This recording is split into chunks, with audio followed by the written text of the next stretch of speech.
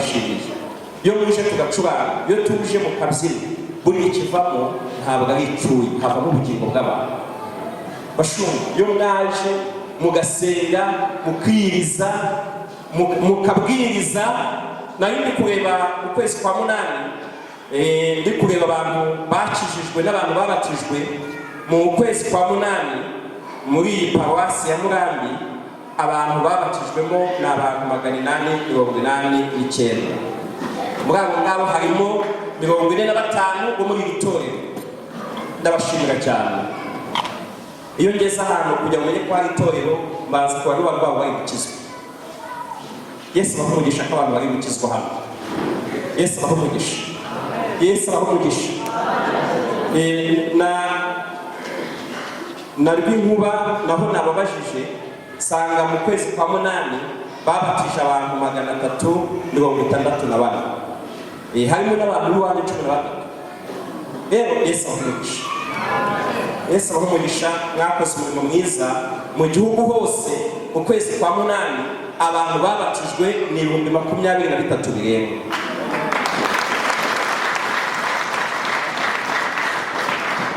Ako iri gukiza, iri gutanga agakiza,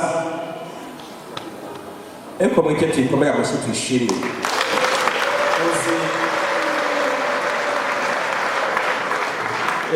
Nusoma Luka 15 wasanga ngo iyo mu ijuru hari umunyabyaha umwe wihariye ngo bakora igitaramo, abanye bawe bazabimenye.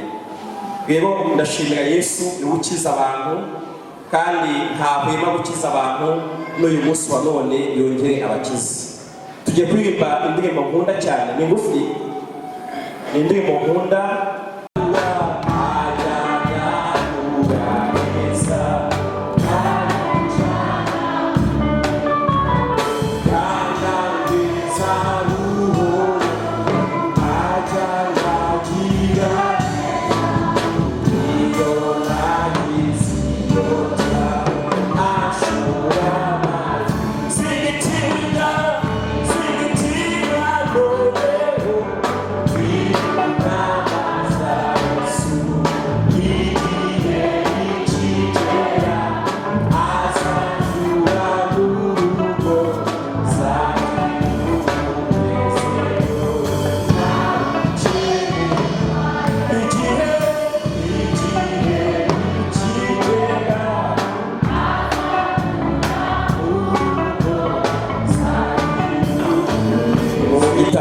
Itangiriro ibice 21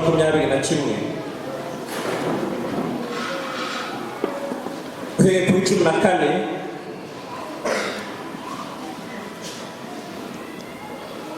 Aburahamu azinduka kare kare, yenda umutsima n'imvumba y'uruhu irimo amazi, abiha Hagari, abishyira ku rutugu rwe, amuha n'uwo mwana, aramusenda, avayo azera mu butayu bw'i Berisheba. Ya mvumba ishiramo amazi, arambika umwana munsi y'igihuru cyabo, aragenda yicara amwerekeye, amuhaye impera nk'aho umuntu yarasa umwambi, kuko yibwiraga ati ne kureba umwana wanjye apfa.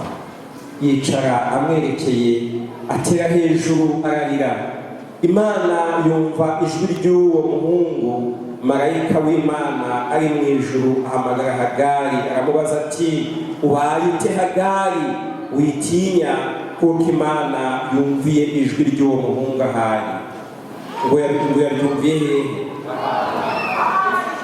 Ngo yaryumviye hehe? Nawe Imana ikumvira aho uri.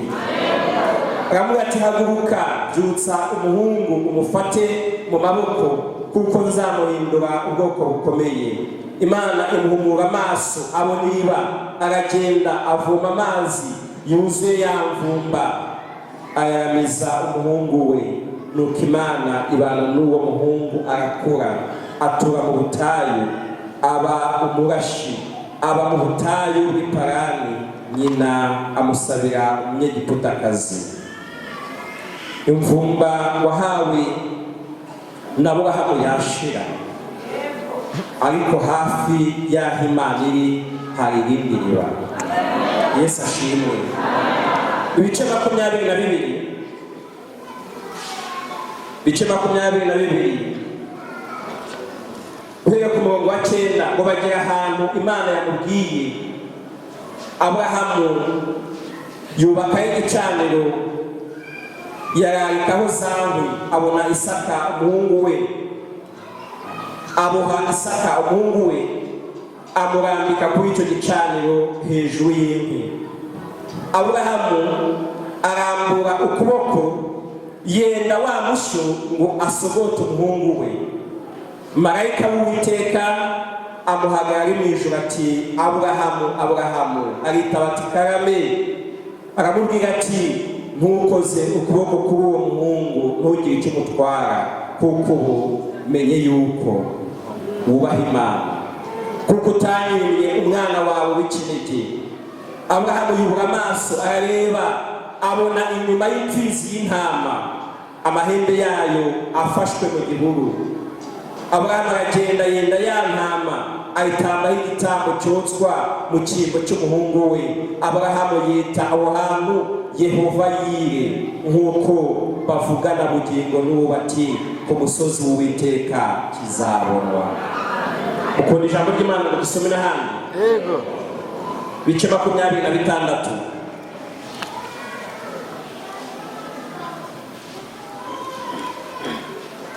uhereye kuri 11 turacana itangiriro 26 uhereye kuri 11. Abimeleki yihanangiriza abantu be bose ati uzakura uyu mugabo cyangwa umugore we ntazabura gucirwaho iteka. Uwo mugabo yavugaga ni Isaka. Isaka abiba muri icyo gihugu. Muri uwo mwaka yeza ibirutaho inshuro 100 Uwiteka amuha umugisha. Uwo mugabo amukire agenda arushaho ageza aho yabereye iki? Umukire cyane. Burya aho gukira kubona gukira cyane.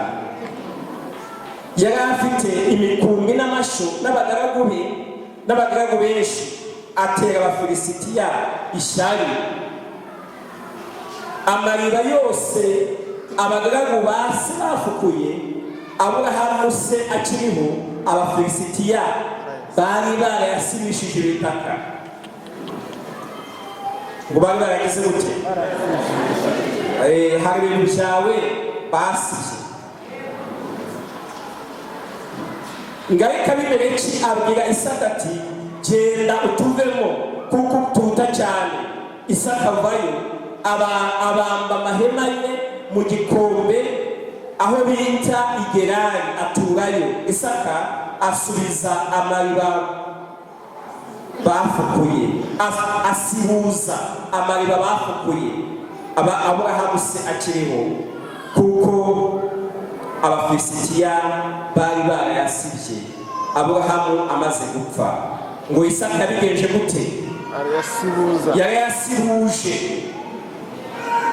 Ngo yabigenje gute? Arayasibuje. Nubwo Abafilisitiya bayasibye, ariko yabigenje gute? Arayasibuje. Ngo amaze no kuyasibuza, ngayita amazina se yagiye yita. Yego. Noneho abagaragu ba Isaka bafukura muri icyo gikombe, babonamo iriba ry'amazi adudubiza. Ngo abashumba b'Igerari batonganira ayo mazi n'aba Isaka bati nayacu. Umva banabo. Ngo Isaka yita iryo riba Eseki kuko bamugishije impaka. 21 se turi kujyana. Ngo bongera gufukura irindi riba naryo ngo bararitonganira aryita Sitira. Avayo afukura irindi riba icyo ntibaritonganira ngaryita gute? Aryita Rehoboti. Aravuga ati none Uwiteka adushize ahagutse, natwe aha tuzabokera muri iki gihugu. Yego ye. Bari gushyira ahantu ho korokera. Yesu ashimwe cyane. Amen.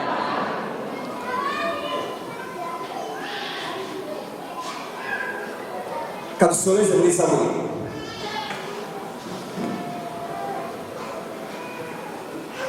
Zaburi y'ijana na mirongo ine na gatatu.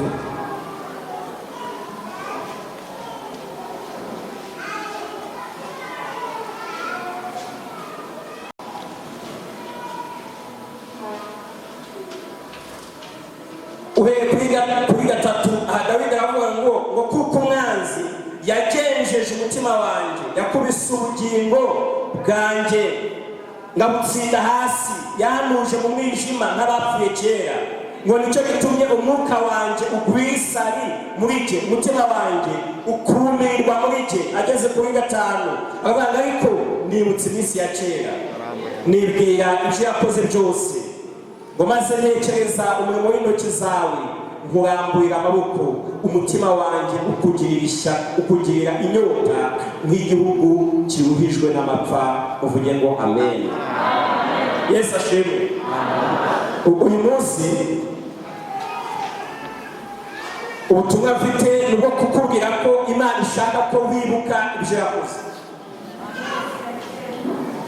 kwibuka ibihe byawe bya kera n'Imana ni umuryango utwinjiza mu bubyutse.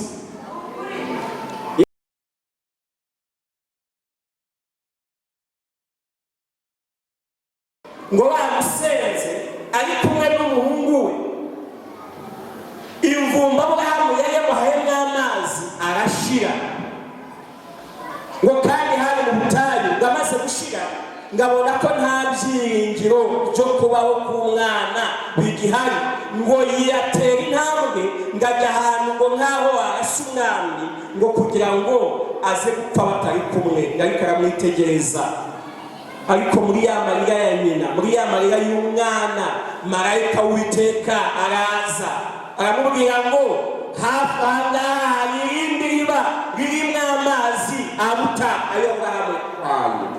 Haleluya. Nubwo wakibagirwa ntuzibagirwe umusozi wahereweho amazi.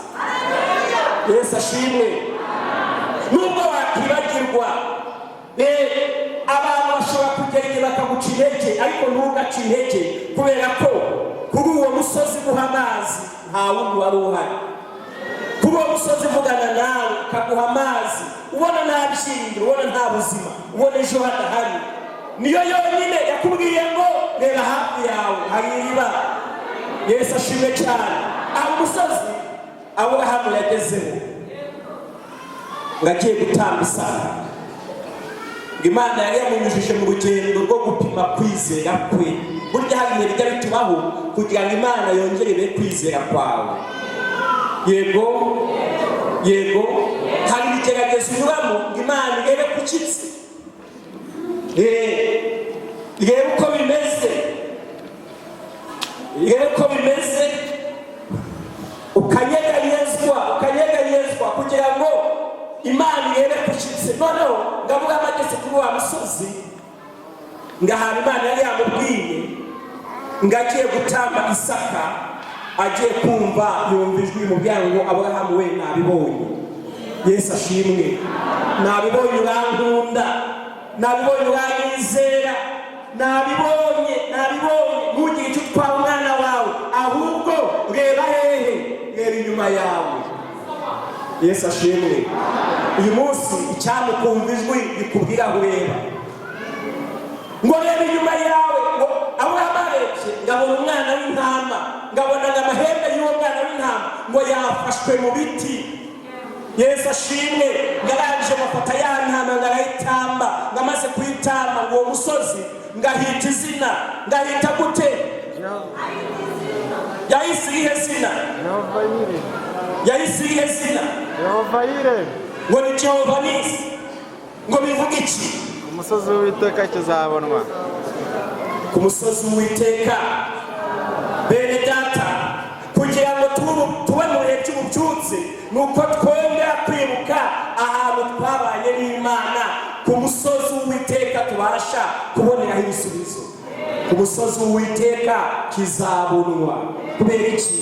Aho gishakira mu bantu ntabwo gihari, aho ushakira igisubizo mu bantu ntabwo gihari. Wagishakira muri bene wanyu ntukibone, wagishakira mu bakomeye, wagishakira mu mashuri yize ntukibone, ariko ku musozi w'Uwiteka kizabonwa. musozi w'Uwiteka kizabonwa. Ahantu ushakira igisubizo vana y'amaso uzi ushaka Uwiteka, nushaka Uwiteka uramubona. Kandi twasomye mu bice 26 ndikongera ngo burya hari ahantu Uwiteka yagiye atwiyekera. Harahari iminsi nagiye nibuka ibihe bitandukanye yagiye abana mu nanjye, n'ibyo yagiye avuga, n'ibyo yagiye akora, n'ibyo yagiye yibwira, nabyibuka nkavuga ngo abantu nibatuze. Yagiye ivuga badahari, yagiye ikora badahari, yagiye gusura badahari. Haleluya. None rero ngo Isaka nawe haba umwana ngira ukuri ijambo rivuga ngo banzengereje. Hageze akavuga ati mushiki wanjye yanzengereje. Ati se n'umukunda, ati ndamukunda ariko aranzengereza. Rero Isaka nawe Abafilisitiya bari baramuzengereje. Ibintu byakuzengereje Uwiteka bicecekesha. Noneho ariko ukuboko k'Uwiteka kwari kuri kumwe nawe, kubera ko Imana ya Aburahamu ni nayo Mana ya Isaka yagendanaga nawe. Aho twasomye rero twavuze ngo amaze guhabwa ahantu ngo ahature, ngo Uwiteka yahamuhereye umugisha. Burya ahantu twahawe iyo turi kumwe n'Uwiteka tuhabonera umugisha. Ahantu Uwiteka yamuhereye umugisha, ngamuhereye umugisha, ng'amatungo abororoka imyaka yera, ng'amukire ndetse mukire cyane, nubwo ari mu gihugu kitari icyabo, nubwo ari mu gihugu hanyazwe, ariko kuko Uwiteka bari kumwe haba umugisha.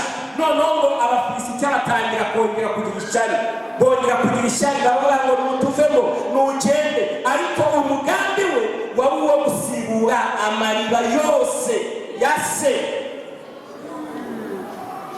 Umwanzi yagiye aziba afunga, na niyo mpamvu kugira ngo tube mu bihe by'ububyutse nuko twongera kwibuka amariba Satani yafunze. Hari amariba twagiraga mu bihe byo gusenga no kwiriza ubusa, hari amariba yo kwihana icyaha. Uko umwanzi yagiye ayafunga, abantu ntibatuye ntibihane, abantu bagasenga badakizwa, abantu bakaba mu murimo, bakaba muri korali, bakabwiriza, abantu bagakora imirimo itandukanye, ariko baraguye tubizi byagiye biziba ububyutse. Ariko uyu munsi kugira ngo ububyutse buze mureke tuzibure ayo mariba. Haleluya. Ngayazibura, ngabagaragu bagenda bayazibura. Bashumba nta wundi mutwaro Uwiteka yikoreza, nimufatire ibyo gusibura amariba. Yesu ashimwe, Yesu ashimwe. Ngo barayasibura ngo baza kujya kwiba. Rero nakunze ngo niriba ngo yabonye ngo ntiyabona abantu baritonganira, ngahageze ngaravuga ngo ahangaha aho Imana irahaguhaye ngo ni ahantu hagutse ahita Rehoboti. Ni ahantu hagutse, ahantu twebwe n'imiryango yacu n'amatungo yacu tugiye kuhagukira. Torero ry'Imana, ububyutse ni ugushyirwa hagutse. Yesu ashimwe. Hari ibintu byagiye bitonganira mu mariba yacu, ariko Uwiteka nakwereka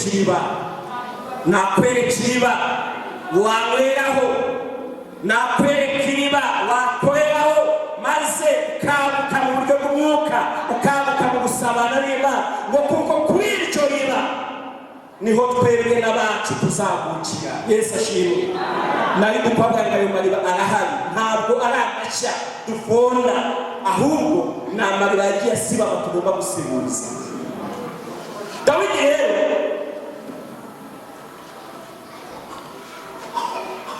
nawe yari afite amariba yasize, ariko iyi Zaburi y'143 ari na Zaburi irimo kwihana kwinshi. Muri iyi Zaburi yibuka uburyo umwanzi ngo yamugenje agenza umutima we, ngo ndetse aramukubita amugeza hasi. Umva mubwire, nubwo umwanzi yakugeza hasi, ariko kwibuka Uwiteka byatuma ubyuka. Yesu ashimwe. Ngo kwibuka iteka byatuma bigenda gute? Byatuma ubyuka. Aba umwanzi yagenje ubugingo bwanjye ngo ndetse abukubita hasi ngo ngera n'igihe numva numiriwe n'imbere ngo ndumirwa. Ariko aravuga ngo nibutse iminsi ya kera. Avuze ibintu bitatu. Yabaga ngo nibutse iminsi ya kera ngo ndangije ngo mfata iteraniro ryo kwiyubuhamya nibwira iby'Imana yakoze. Ngo nibwira iki? Iby'Imana. Mbega ntabwo cyari igiteraniro nk'iki yakoze iteraniro rye wenyine murabyibwira. Yego. Mbese hari ibintu Imana yakoze? Hari ibyo Imana yakoze? Ababifite n'ibandi ibyo Imana yakoze. Baravuga ngo nibutse iminsi ya kera. Ikindi nibwira ibyo Imana yakoze. Ngo ntibyagarukiye aho ngaho gusa kubyibwira, ngo nakomeje n'ikindi ngo maze ngo ntekereze imirimo y'intoki z'Uwiteka. Ngibyo maze kubikora ngo havuye mu bintu bibiri. Icya mbere ngo nahise ko niho icyubahiro nyirambura amaboko. Haleluya. Ngo nyamaboko nyirambura icyubahiro. Ngo noneho ngo birangije numva nongeye ngize inyota yo kwishaka. Ngo nk'uko ubutaka bwumagaye, nk'uko igihugu iyo ugeze hano mu Bugesera mu gihe nta mvura ihari, ubona ubutaka rwose umeze nk'uri mu masengesho nabwo. Nabugezemo mbona rwose umeze nk'uri gusenga.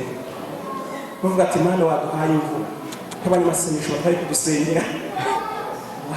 None aravuga ngo numva ngize inzara n'inyota byo gushaka Uwiteka ngo nk'igihugu cyumagajwe n'umwuma. Rero kugira ngo tubone ububyutse nuko twibuka ibyo Imana yakoze, kuko kubyibuka bituma tugira inzara n'inyota byo kwishaka. Haleluya. Ni ibiki dukwiye kwibuka? Hari ibyo Dawidi yibuka iminsi ye ya kera, yibuka ibyo Imana yagiye imukorera, ariko akibuka n'ibyo Imana yakoreye ba sekuruza. Ntabwo yibuka icyabereye, yibuka n'ibyo yakoreye ba sekuruza. Niyo mpamvu iyo agiye muri Zaburi y'136 aravuga ngo Zaburi 136 aravuga ngo nimushime Uwiteka ngo yuko ari mwiza. Akavuga impamvu ni uko imbabazi ze zihoraho iteka ryose. Rero iyo agiye kwishima, iyo agiye kubyibuka, ikintu gikomeye yibuka ni uko imbabazi zayo zihoraho iteka ryose. Haleluya. Ngo kuko imbabazi zayo zihoraho iteka ryose. Akavuga ngo nimushime umwami w'abantu ngo kuko imbabazi ze zihoraho iteka ryose. Ngo nimushime Imana nyama. Ngo kubera iki? Ngo kubera iki munyikirize? Akavuga ngo nimushime ikora ibitangaza yonyine. Kubera iki? Ariko mureke tuvuge duhagaze. Yego. Iteraniro natwe duhinduka abo kugirirwa imbabazi nayo. Aravuga ngo nimushime ikora ibitangaza yonyine. Kubera iki? Iyo ngiyo yaremesheje ijuru ubwenge. Ngo nimushime ngiyo yasanzuye isi hejuru y'amazi. Ngo nimushime iyo ibiva bikomeye. Ngiyo yaremye izuba gutwara ku manywa, kandi yaremye ukwezi n'inyenyeri ngo bitware nijoro. Iyo niyo yakubise Abanyegiputa ikubita abana b'imfura. Ngo kandi ingabo ngo hagati yabo ngo yarakuje y'intoki z'imbaraga n'ukuboko kurambuye. Ngo nimushime yatandukanije inyanja itukura igacisha Abisirayeli hagati yayo. Ngo kandi icyo gihe yakubise ngabo muri Egiputa n'ingabo zabo ntiziroha mu nyanja. Ngo iyo ngiyo ngo yashore ubwoko bwayo ibunyuza mu butayu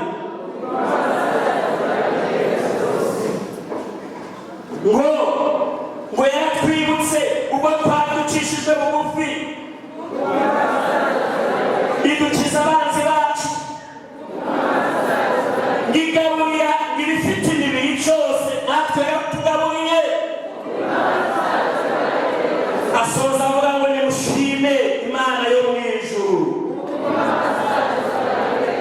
Haleluya, twikomere amashyi. Dawidi rero gakoresheje amaboko akomeye akibuka baca mu nyanja gakibuka uburyo yabagaburiye ngo kandi byo ngo nta kindi cyabimuteye ngo ni uko imbabazi ze zihoraho iteka ryose. Afite byinshi yibuka rero. Iyo Dawidi avuze ngo nibutse iminsi ya kera, muyo yibuka harimo Imana imutoranya akiri umwana. Imana yamutoranije iramubona mu gihe se atari ari kumubona mu bana b'abana, ariko Uwiteka ni mwiza. Iramuhamagara mu gihe atari ari ku rutonde rw'abahamagarwa, niko nawe yamutoranije iraguhamagara. Pawulo yandikiye Timoteyo avuga ngo ndashimira Kristo Yesu wambashishije ko yatekereje ko ndi uwo kwizerwa. Mwabaririmbye ko mwambaye iniforume ntabwo ari ibyavuye iwanyu, ahubwo ni uko imbabazi ze zihoraho iteka ryose. Haleluya, tumukomere amashyi. Kuba tukiri mu murimo w'Imana avuga butumwa bashumba, nta yindi mpamvu ni uko imbabazi zayo. Wibuka umunsi haba gahunda yo kwimika uzaba umwami, babajije se abana afite. Dawidi ntiyamwibuka. Bakabura impamvu nishimira nuko iyo Mana niyo yatanze itangazo irabwirira se wa Dawidi yamubwira ngo ntabwo turya, na Dawidi ataje. Tiwa mutaye mu ishyamba nazi nawe nazi, akavuga ngo ibyo nta kintu cyabiteye, ntabwo urukundo rwa data ahubwo nuko imbabazi zayo. Kandi iyo avuze ngo nibutse iminsi ya kera, mu minsi yibuka ageze ku rugamba agiye gusura bene se, agasanga Goliyati n'ibindi bihanga bazengereje ubwoko bw'Imana uri mu minyobo, ariko akibuka uburyo kubw'Uwiteka, kubw'umuhumetso, kubw'ibuye yabwiye Goliyati ngo ndaguca igihanga mu izina ry'Uwiteka usuzugura. Abyibutse baravuga Uwiteka ashimwe, kuko Goliyati we yari yamaze kuvuga ko agiye kumbagira ibisiga, ariko Uwiteka niwe wahabaye. Uburyo impamvu ba Goliyati ntacyo bagutwaye ni uko Uwiteka yahabaye. Yesu ashimwe. Rwose uburyo babona kuri gatoya ntacyo ushoboye, ntacyo uzimarira byari byo, ariko icyo batari bazi ni Imana yahagurukanye nawe. Yesu ashimwe cyane. Yavuze ngo nibutse iminsi ya kera, mu byo yibuka ari mu ishyamba, yibuka Imana yamukishije amenyo y'intare, amenyo y'idubu, arabyibuka. Aravuga aho ngaho data yari ahari, banyobora mu rugo data na mama bana, we ntuzambererana, we ntuzareka, nubwo bana mu ishyamba we tuzaba turi kumwe. Baravuga ngo nibutse iminsi ya kera. Yesu ashimwe. Gavati nibutse inkota ya Sawuli, nibutse Sawuli agenza, Sawuli amwiga, nibutse Sawuli agabaha ibitero, nibutse Sawuli amwicira na hondi, ndabyibutse. Ariko nibutse n'uburyo Uwiteka yaciye amengera. Gabamo nibutse iminsi ya kera, nibutse iminsi ya kera. Ariko avuga n'ikindi, bati nibutse nanaguye mu byaha, kinari uwo gupfa, ariko imbabazi zawe zohora kumva. Uyu munsi wowe uribuka iki? Uyu munsi wowe uribuka iki? Arabyibuka. Kwibuka kwacu natwe uyu munsi ntabwo gukwiye kuba duhera kuri twebwe gusa, ahubwo ukwiye kwibuka ibyo Imana yakoreye. Hari ibyo yakoreye bagenzi bawe, ese birahari? Hari ibyo yakoreye itorero ryacu, ese birahari? Hari ibyo yakoreye igihugu cyacu, ese birahari? Hari ibyo yakoze, aravuga ngo ndabyibuka. Niyo mpamvu cyane 50 bakavuga ngo nimuyishimire iby'imbaraga yakoze. Ngo muyishimire iki? Iby'imbaraga yakoze. Oh haleluya, hari iby'imbaraga yakoze. Hari iby'imbaraga yakoze twamushimiye. Ngo mushimire iby'imbaraga yakoze. Muri rero hari ibintu yakoze bitari gukorwa n'abantu. Ego. Birahari. Muri munsi ndabibona bikora. Hari ibyo akora bitakorwa n'abantu, bikorwa n'Uwiteka wenyine. Ariko ngo rero muyishimire iby'imbaraga yakoze. Ariko nkunda n'ikindi avuga ngo muyishime ngo nk'uko bikwiye gukomera kwe kwinshi. Iyo ngezeho ndibaza ngo muyishime, murumva nakunze abantu bagiye kwishima bazana imbuto bateguye neza. Ngo muyishime ngo nk'uko bikwiye gukomera kwayo. Buriya rero gushimira umuntu ukomeye birakomeye. Nk'uko kutwerera ntugire ngo nanjye ugiye kunywera byakoye nabikoze.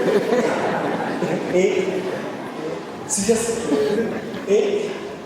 Ntugire ngo ugiye kumusura byakoye. Ntugire ngo ubu ugiye gutwerera nk'umuyobozi w'intara ntugire ngo byakoye. Ngo muyishimire ngo nk'uko bikwiriye gukomera kwayo. Mbese ariko kubitekereza cyangwa ugenda cyereye niko abantu bahandi bagenda cyereye bagiye kwishimira. None batanga kwishimira, muyishime nk'uko bikwiriye kuko mu ijuru ngifite ibizima bizima. Haleluya. Mu ijuru ngifite ibizima bikora akazi ko kubyina. Ngo kandi iyo babyina ngo barunama akubama. Naho wowe uraba ngo icyo duhindurire niba gushimira Imana. Shimira nebo n'ijuru. Ndifatiye gufuka. Ariko uzi iyo ushima. Uzi iyo ushima. Uzi ko iyo ifite umwuka uhumeka. Gikoze gatoya ngo baracyama. Rero torero nimujya kwishima mujya mubyibaza ngo ariko n'ubu twahishima uko yari yasinziriye. Icyo gukomanga wayimenye uzi uko ikomeye mbega. Ariko ngo muyishime nk'uko bikwiye gukomera kwayo kwinshi. Dawidi rero na niyo mpamvu igihe kimwe yishimiye isanzwe igarutse mu murwa ngarabyina ngataraka ntacyo yitayeho. Haleluya. Arataraka arabyina. None umugore we ngamurebye ati nta soni. Ngamubwira ati nta soni mfite yinjirira ngo niyo yambaye ingoma yambuye se. Yesu ashimwe. Nta soni mfite kubera iki iyo mbyinira ndayizi gukomera kwayo kuri yinjirira niyo yambijije amaboko ya so. Yes. Tino bamukwiye kugira isoni. Naho niyo ntazo mvuze zo kuyinjirira kubera iki ndayizi mu ntara y'indugu ndayizi ndengera. Ngiye kuyinjirira rero ntabwo yinjirira ndebye icyubahiro cyane. Ngiye yinjirira ndebye iki cyane. Yego ye. Haleluya. Ati ngiye kuyinjirira ntabwo ndebye icyubahiro cyanjye ndebye cyane. Ntabwo mujya mubona abantu bamwe bashaka kuyinjirira bagira gutya baba bashaka kubyina mu cyubahiro cyabo. Iyo umuntu yaba yambaye akenda keza arashaka kubyina mu mukenyero yambaye mureke tuyibyinire mu byo yambaye kuko irebeye kukurusha. Haleluya. Hari umuntu ashaka kubyina mu mafaranga atunze ariko nubyina mu yanyu itunze kukurusha. Haleluya. Hari umuntu rwose ashaka mbega hari umuntu ashaka kubyina bingana n'inzabamo ariko nushaka kubyina bingana n'ahiba ituye mu ijuru ryera. Yesu ashimwe. Ndetse ngo yo minsi yahisemo kwashira ibirenge gusa. Rero inzu yawe nubwo ikomeye nta kindi yahisemo kwikandagiramo. Abo atari aha nubwo mubona izahabu ariko ngewe agacuma hano kuhakandagira. Tuyicyubahiro. Haleluya. Tuyicyubahiro. Abagore nimuyishime yuko bikwiriye gukomera kwayo kwishi. Yesu ashimwe.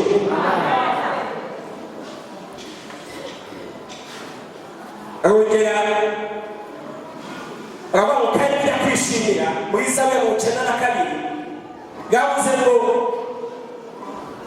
ngo mwishime ngo kuko yakoze imirimo itangaje. Yakoze imirimo itangaje ngo kandi mwishimire imirimo itangaje gusa yakoze ngo murayishimire n'igitekerezo. Ngibyigira gute? Umva uko bivuga muri Zaburi ya 92. Ni byiza gushima Uwiteka ariko muvuga cyiza ngo no kuririmba izina ryawe ishimwe kuko usumba byose. Ngo usumba byose iki? Ngo kwerekana imbabazi zawe mu gitondo n'umuvugo wawe uko bwije. Ageze ku murongo wa 6 wa 5 ngo kuko Uwiteka wanyishimishije n'umurimo wakoze ngo zavugishwe impundu n'imirimo y'intoki zawe. Ngo Uwiteka ngere imirimo wakoze irakomeye. Aravuga mu kindi ngo ibyo utekereza ngibyo ugira gutera ngo bifite uburebure bw'ikijyepfo kuri 7. Aravuga ngo umuntu umeze nk'inka ngo ntabwo abizi kuko ntabwo. Mu Cyongereza bavuga ngo umuntu uri senseless cyangwa uri stupid. Mu Kirundi umuntu w'ikijuju. Bega umuntu utagira n'ibyo Uwiteka yakoze. Bega ni nk'umugabo uharara n'umugore kamukubita kandi arizo gusinzira ubuhamya. Ntatekereza ko usinziye yakuneka. Bega umuntu utazi ibyo Uwiteka yakoze. Umumba akubwe abagabo tukabageba ukubwe rwose. Umuntu ukugabura umuntu muryama umuntu usinzira ugasinzira ukabona bagikamuye ntutekereze ko yakutari n'ibintu agashyira mu maso wokabuto nawe rwose nawe rwose ameze gutyo. Niba ari hano ndamugaye ariko ntabwo muzamungaye. Yego ntabwo muzamungaye. Aravuga rero ngibyo yakoze birakomeye. Uwiteka yakoze ibikomeye. No kuba turiya yakoze ibikomeye. Aricyo yibwira kubona ishimito yibwira ngo ni byiza kuko ari izina yibwira. Aricyo yibwira kutureba, aricyo yibwira gukora, aricyo yibwira kurema, aricyo yibwira kubeshaho. Imana turayishimiye, hanyuma turamushimiye hari icyo wakoze ariko hari icyo yibwira. Hari icyo ugiye gukora imiryango yacu ubuzima bwacu kandi wabikora muri uyu mwanya wa none. Imana turamushima hari icyo yibwira. Oh haleluya, oh haleluya. Umva si ibyikorero gusa hari n'icyo yibwira kuri wowe nawe yishimiye gikomeye hasi icyo yibwira kuri wowe igiye gukora. Yesu ishimwe. Ibyo wakoze twarabibonye ariko uyu mwanya tumushimiye n'icyo yibwira. Uwiteka ahimbaze. Wongere n'icyo Yesu abakoresha ikijuju. Twe ntabwo turibyumva Mana, ntabwo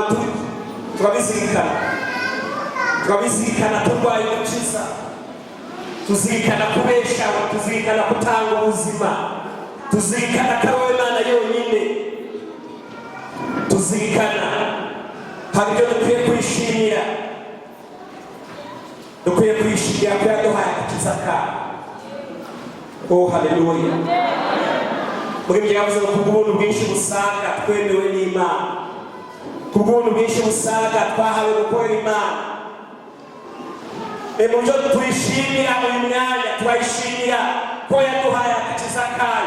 Iyo ataguha agakiza ke wari kuba umusinzi nk'abandi, wari kuba uri ikirara nk'abandi, ariko Uwiteka ashimwe ko yaduhaye agakiza ke.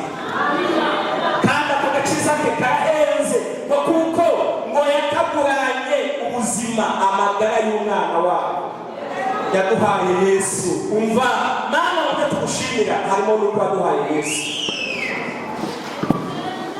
yandikira Efeso igice cya mbere mu wa 3 abandi ibindi bintu yakoze ngo yaduhaye imigisha yo mu buryo bwose umwuka. Mu bindi bintu bitunejeje Imana tumushimiye nuko muri Yesu mu buryo bw'umwuka twahawe imigisha yose, twayihawe imigisha twayihawe. Ubu ngubu tuba abanyamugisha ngo tubibane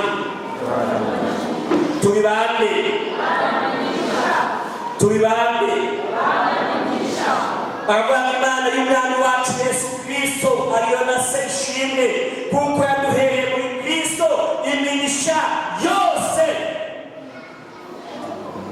Haleluya.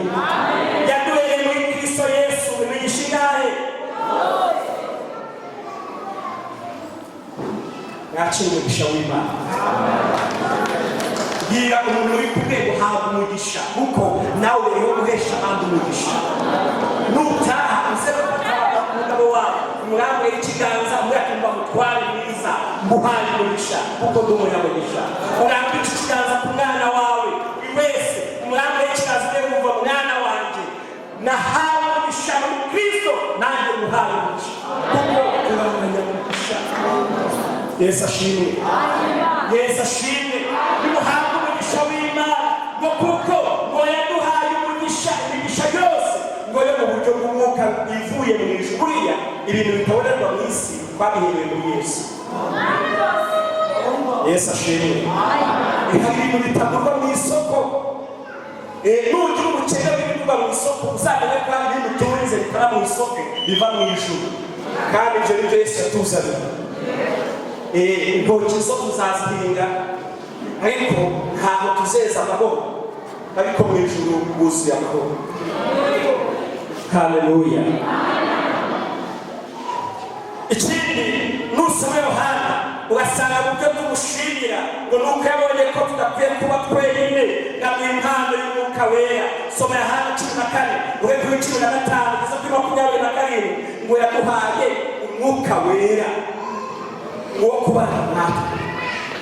Umwuka we turi kumwe yaramuduhaye kandi yaramucucuye mu bintu byose. Umwuka we yabitewe n'uburyo ahenze ngo ibigega byabo babirekeye mu ijuru. Ibigega by'ibigori biri hano mu isi, bya kawunga by'ibishyimbo birahari, iby'imbuto z'insina z'indobanure biri hano mu isi, ariko ibigega by'umwuka we biri mu ijuru. Na niyo mpamvu umuntu umukeneye ntabwo aca hano, ugomba gusenga ubangamiye mu ijuru. Nibo bavivura bakavuga ngo we turakwereye turamuguha. Na niyo mpamvu twakwicara mu giterane kingana gutya bakitegereza bakabona abantu bemeye batanu, umwuka akamanuka, abarebare bajya kumusaba bikanga, abagufi bakavuga kuko ntabwo turwanira ni mu ijuru bawutanga. Haleluya.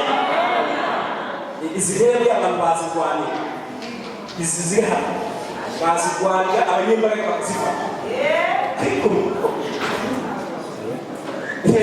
mwuka we ibigega byawe bihehe. Niyo mpamvu rero ibyo tumushimira ni uko yafashe cya kintu gihenze akakibikira akavuga ngo uzajya gusenga kwihanura tuhamanije nzajya gucibwa agatiyo ke maze mwuzuze. Haleluya. Umva ubindi tumushimira nusoma mu Baheburayo 12:28 Abaheburayo 12:28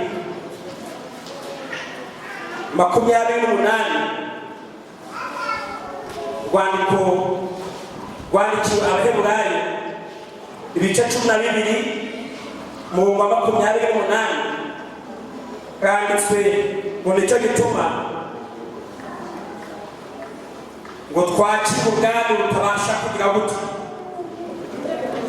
ubwami butabasha kugira gute, ngo dukwiye gukomeza ubuntu bw'Imana kugira ngo tubone uko dukorera Imana nk'uko ibishaka, tuyubaha tuyitinya kuko Imana yacu ari umuriro ukongora. Uyu mwuka rero yatumye duhabwa butabasha kugira gute mbega turabara no kubwira butabasha kunyeganizwa ibindi bintu byose biranyeganyega covid yaraje kunyeganizwa ariko mu bwami twahawe ngo ntabwo babasha kugira gute ntabwo bucuya ntabwo bugajuka hari ibintu dukwiye gushimira Imana buri munsi ngo kuko twahindutse abaragwa b'ubwami butabasha kunyeganizwa kandi ikindi dukwiye kwishimira ni uko yabonye turabo kwizerwa ikaduhindura abakozi bayo abakozi b'Imana bose muri hano mwishimire Mana turagushimiye turagushimiye ko mu bintu waduhaye wabonye turabo kwizerwa murabizi buriya muri Imana ibintu byose yabyikorera byose nimubona mu bintu mu materaniro nyagiramutse nkabazwa nuko ntayabaye ni iteraniro ryari riyobowe na Petero cyangwa na Yohana umwigisha ni Yesu murabyumva iteraniro umuyobozi wa gahunda ni Yohana cyangwa Petero umwigisha ni ari Yesu kandi Yesu yamenyaga n'ibiri mu mitima y'abantu ngo yahagera akavuga ati wowe wino yarebaga no hejuru bamuzanira ihema ariko Yesu arangije ajya mu ijuru aravuga ngo ndagiye uyu murimo ndawubasigiye manisha Pawulo ariko udusigiye ntabwo yagiye ngabute yaravuze ngo nzakomeza kubana nawe nzabana ibindi dukwiye kumushimira bene data b'imurami mu byo dukwiye kumushimira ni uko Yesu ahari muri mwebwe harimo mujya mutahuka hari abantu bari hano bagavuga imisango yo gutangira gutya gusaba bagena ari nka cyane bandi nanjye nabikora bikenewe noneho iyo wagiye gutanga umugeni ubu hari umubyeyi uzashingiza umukobwa cyangwa uzashingira umuhungu agaza akubwira ati rero akubwira ati Sirasi ubuhukije uko tubana uzashingira umukobwa uwo zamuntanye si uko byera umunsi w'ubukwe bagatera amahema ihema ry'umuryango w'umukobwa ihema ry'umusore barangiza bakajya muri buri hema bagateguramo neza ku muryango w'umukobwa bagateraho intebe z'abasaza bakuru yego bagafata intebe nziza cyane bakayicazaho Sirasi uzamutanga umugeni barangiza ababyeyi b'umukobwa bakabicaza hariya ku ruhande nyina bakamwicaza inyuma rimwe na rimwe si uko bigenda se noneho uko byatangira Sirasi akahaguruka bakamwambikora kajya avuga ati rero muri runo rugo rwacu turabakiriye mwaje kudusaba umugeni ariko umukobwa wanjye ntabwo mpfa kumubaha umukobwa wanjye kandi rimwe na rimwe utanamuzi atuse mwawe neza tikawe kaguto umuryango ibyo byose akabivuga se umukobwa yicaye hari yiceceke avuga se baje kubakira bakazana cyane icupa kinini bakagira Sirasi n'ikirahure so mukubona toraba ziko bigenda se baje ku meza Sirasi akagenda ku meza hano bateguye Sirasi akajya kubabanza ariko muje n'icyakubwira nuko ngo Sirasi ari kuvuga ariko so umukobwa cyane haleluya mujya mumenya ko so umukobwa yego n'umurimo umva bashumba abayobozi bakoze Imana itorero uyu se w'umukobwa ntiyagiye kubera iki itorero yaricumuje amaraso y'igiciro niyo mpamvu ntawe azariye kiradahari niyo mpamvu no mu miraba icamo ryose akomeza kuribungabunga niyo abantu bananirwa we ntananirwa Yesu ashimwe ntakeneye abagabo mu nama abantu batabayemo wezibayemo babaye inama ko bafashe bajyaho ntahari sigasi baba nabi ko adashize ikiganza babona ntabajyona ariko arahari rero buryo tumushimira yabonye twaba kwizera atugabira umurimo ariko ikintu dukeneye kuzirikana nuko n'ubwo uyu muntu yamubaye ariko n'arahari kandi impamvu ahari si ukugira ngo atuneke ni ukugira ngo agushoboze rero nifuje kwese hamwe nawe umurimo washoboze impamvu muri covid yubatse bigakunda nuko yahaye bantu ba hano Yesu umugisha n'ubuntu akomeze abane nawe. Ndashaka gusoza mbabwira umusaruro wo kwibuka iby'Imana yakoze, wo kwibuka iminsi ya kera, wo kwibuka ibihe twabanye n'Imana, wo kwibuka iby'Imana yagendanye nawe, wo kwibuka wa musozi na hantu, wo kwibuka ahantu twaboneye amazi, wo kwibuka ahantu twaboneye intama, wo kwibuka ahantu twabonye amazi kwiba. Tugiye kongera tubyibuke kuko kubyibuka bifite umumaro. Icyambere bituviramo gushima Imana no kwamamaza iby'Imana yakoze. Icyambere twabona iki? Gushima Imana.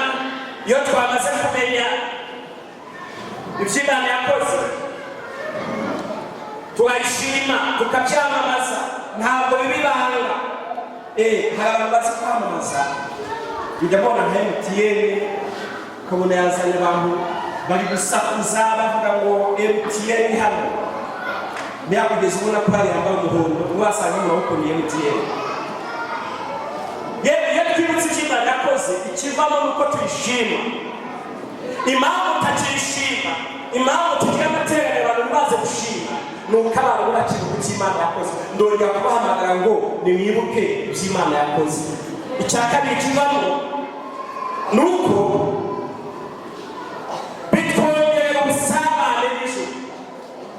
Iyo twibutse iby'ijuru ryakoze bitwegereza hafi yaryo tugasabana n'Imana, maze ukajya wumva Imana yongeye kugutemberera, yongeye kukugenderera. Naniyo mpamvu Petero yandika mu rwandiko rwe rwa kabiri mu gice cya mbere akavuga ngo urwandiko rwa kabiri rwa mu gice cya kabiri mu rwa gatatu akavuga ngo niba mwarasogongeye mukamenya kwa Uwiteka agira neza mubigenze mute? Nimumwegere, niwe buye rizima, n'ibuye ryatoranijwe rikomeza imfuruka, yego ryazwe n'abantu, ariko iryo buye uzaryisunga wese azakomera.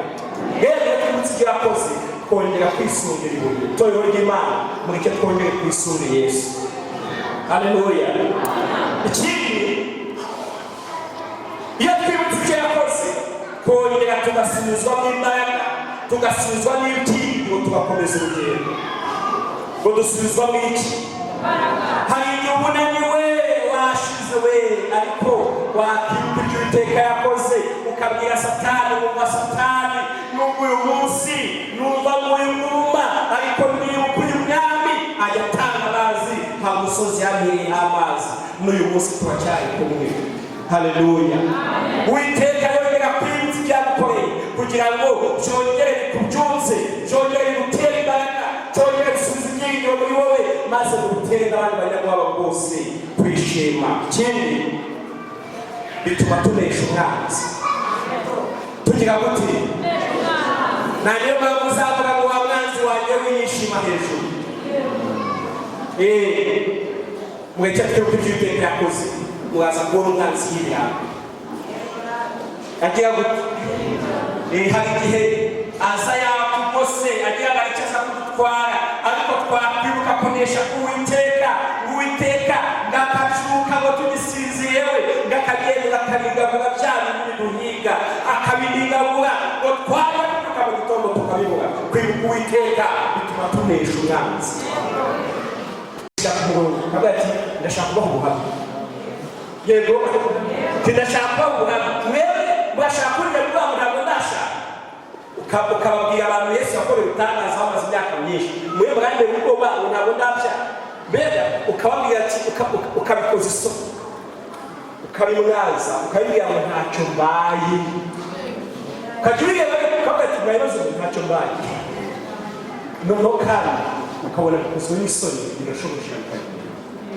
Rero iyo uzi Uwiteka ibyo yakoze rekeraho kujya kubwira Yesu ibibazo byawe.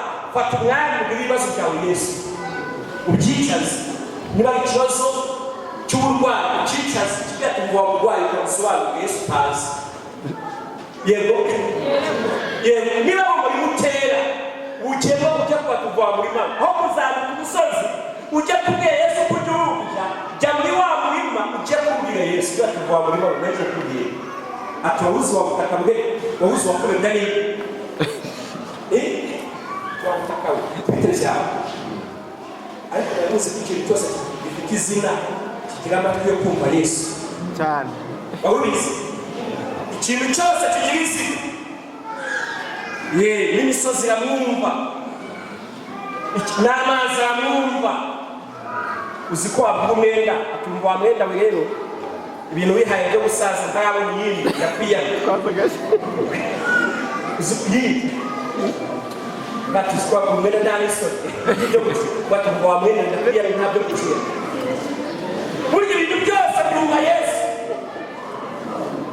Atukumva ati Yesu kukubwira yambaye ikanzu y'abaciye niyo mpamvu ngo ahite ntonge yo kwicurisha none. Haleluya haleluya. Va mu cyumba cyo kujya kubwira ibibazo byawe, cyo kujya kubwira Yesu ibibazo, ahubwo injira ahantu ufata ibibazo byose ubwire amakuru ya Yesu.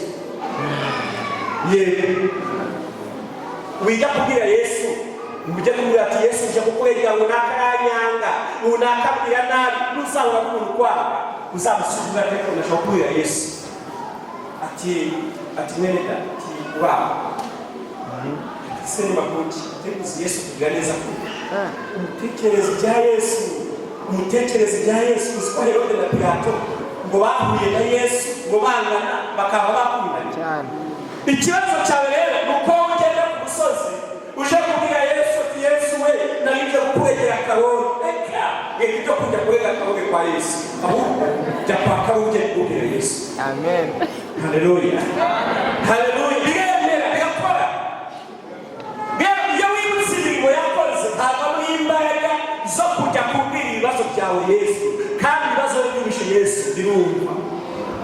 Woshaka kubwira ibibazo ubibwira ntibyumve, ariko iyo uje kubibwira Yesu birumva. Amazi arumva, intoki zirumva. Hari igihe nageze kujya muhiriza ikawa kuboneza kumva ikawa zirumva. Ikindi iyo twibutse ibyo Yesu yakoze, ikindi kintu bituviramo kwihana. Kugira gute kwihana. Iyo wibutse ibyo Uwiteka yakoze bikuviramo kwihana. Kubera iki? Wongera kubabazwa n'ibyaha byawe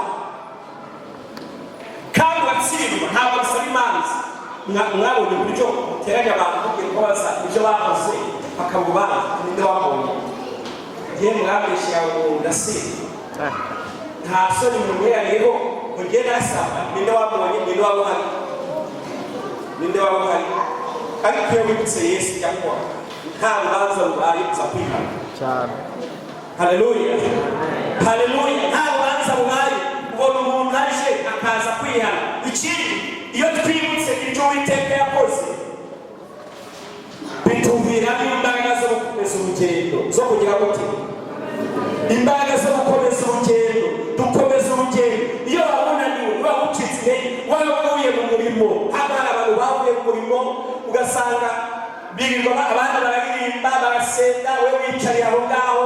Ariko bana yawe niwibuka ibyo Uwiteka yakoze uyu munsi urabwira pastor mwambubaga nanjye ngasubira mu murimo, bikuviramo imbaraga zo gukomeza urugendo. We wabonaniwe, we wabucitse intege, we waburambiwe, niwibuka ibyo Uwiteka yakoze bikakuviramo imbaraga zo gukomeza urugendo, imbaraga zo gukomeza umurimo. Iki bituviramo iki? Umva hari ibintu tumenya yatwibutse Uwiteka. Icyambere tumenya ko Imana yacu isumba byose. Igize gute? Mbere Imana yacu ntacyo wagereranya nacyo. Soma Yesaya 40:12. Hari ikintu yavuze ngo amahanga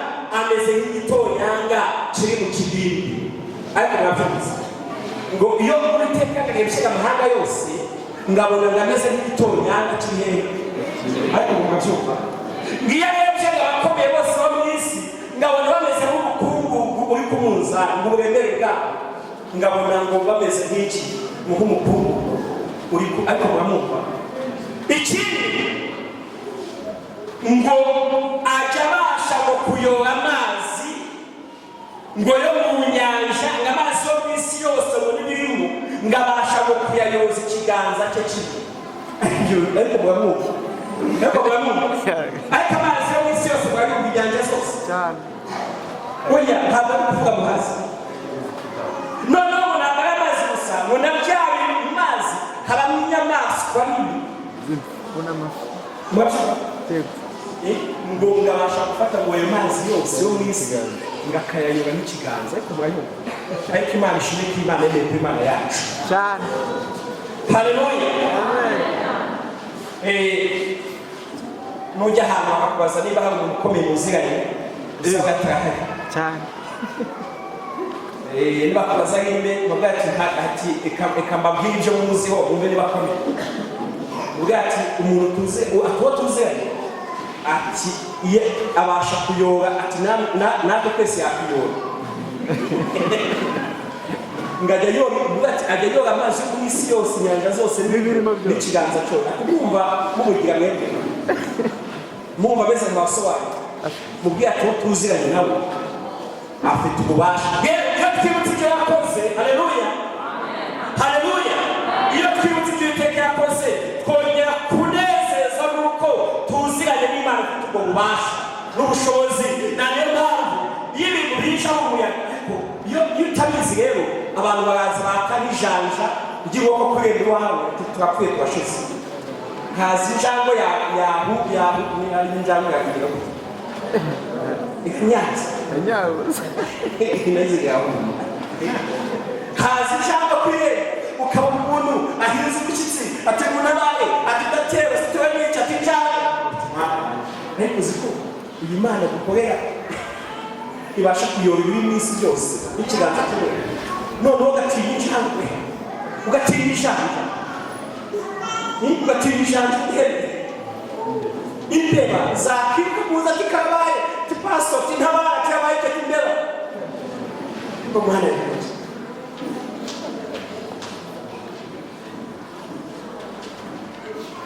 ari mu Uwiteka yakoze mu buryo haleluya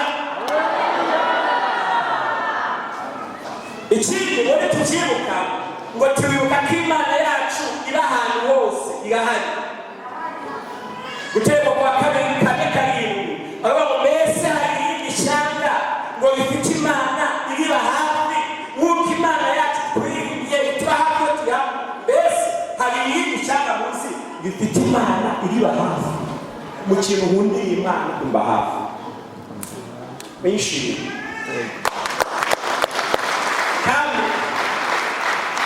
mu kintu gikundira nuko n'iwawe igihagera yahari hari igihugu turi ahantu abantu batapfa kugusura hari igihugu turi ahantu kugira ngo uhagere maze ugakata ugasimbuka akantu ukagobyora ku buryo nawe kuhamenya bigora ku buryo bakubwira se tuzagusure nkabona batubwiye imyaka mikugereho ndashaka kubaza gusoza babwiye ko ibindi bintu dukwiye kwibukira Uwiteka ngo ni uko ngo ni n'umubyeyi ngo ni iki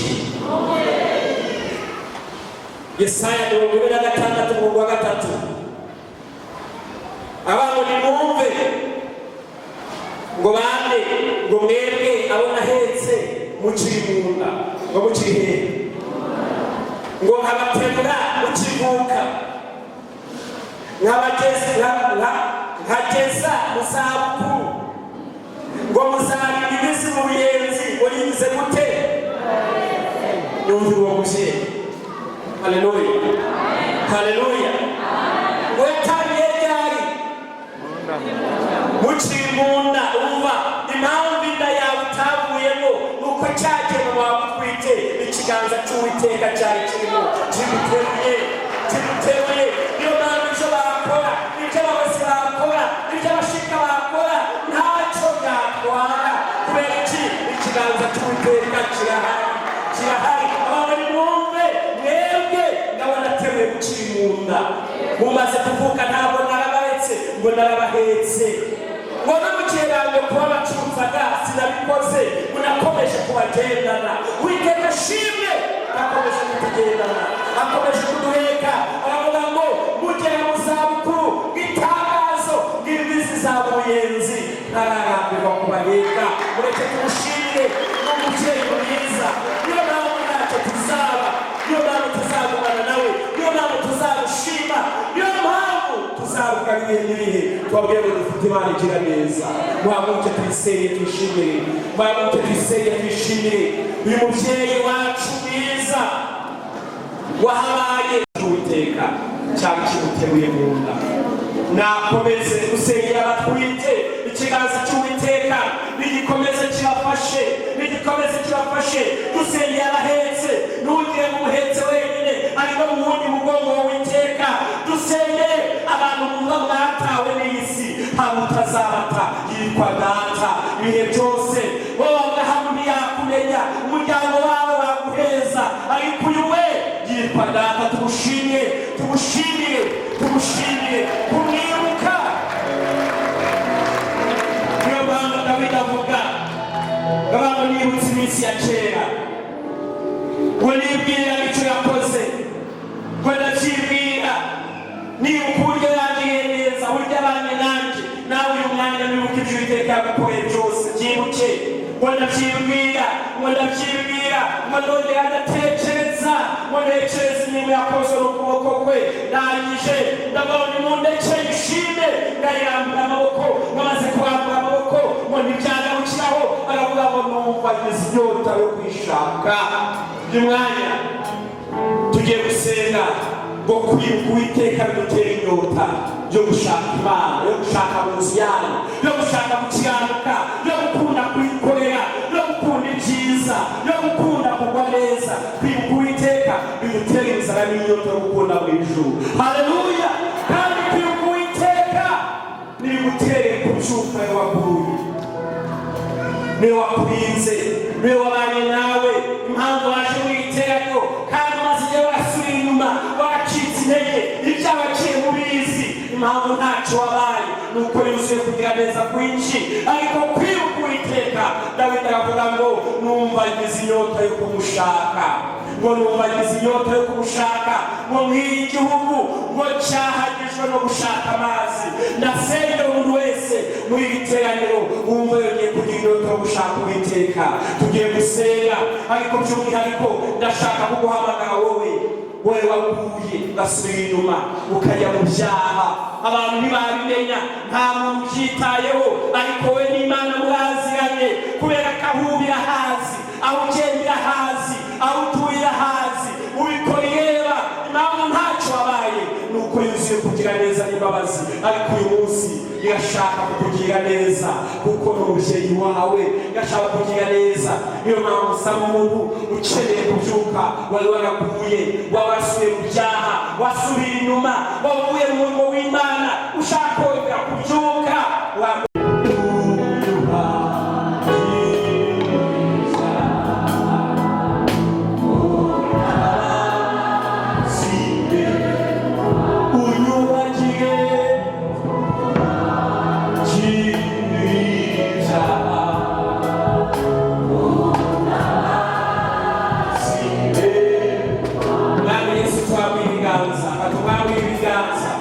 ibiganza twamuye ukugw'icyubahiro nukugushimira ibyo wakoze nugushimira imirimo y'intoki zawe ibyo wakoze muri iki gihugu ibyo wakoze muri iri torero ibyo wakoze mu buzima bwacu ibyo turabizi neza turabigushimira twongeye gusenga udukingurire ububyutse mu itorero abaguye babyuke abasinziye bakanguke niko dusengeye Paruwasi ya Murambi dusengeye Nyagatare mu Rurembo dusengeye Ururembo rwa Ngoma dusengeye Ururembo rwa Gicumbi na Muhoza dusengeye Ururembo rwa Rubavu n'urwa Nyungwe dusengeye Rwahuye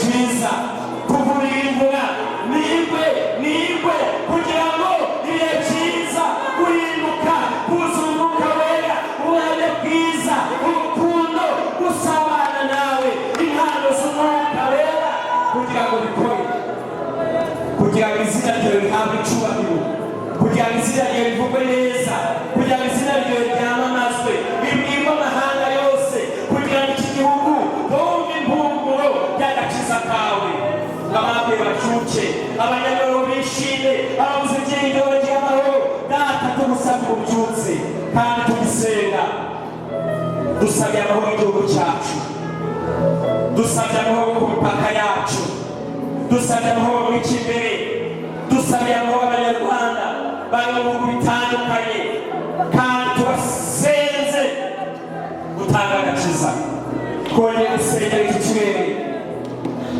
ikirere cyacirwa rwose imvura ikabura ariko twabwiwe ijambo ko ujye uyigusha ngiye abantu bitewe izina ryawe baje baciye bugufi natwe turaje n'itorero data twambuye ibiganza tugusabye imvura dusabye iki gihugu cyacu imvura dusabye ibihugu bya Afurika imvura dusabye isi imvura nziza kandi muhagarike izi ntambara ziciye kugira ngo izina ryawe ryamamare data tugushimiye ibyo ukoze tugushimiye gutanga umugisha tugukomeye amashyi tumuhimbariza ibitangaza byawe kuko Imana yacu ari byose niwe uzakomeza kuba Imana yacu ubu none n'iteka ryose amena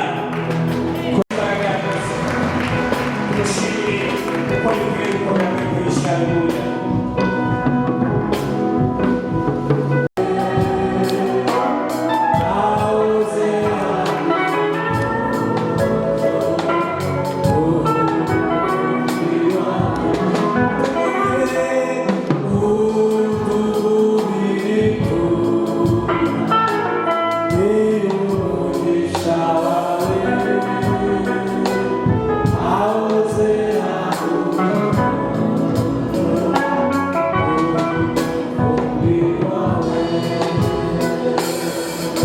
Imana wajya tuyishimire dushimire umushumba mukuru kugira ijambo ry'Imana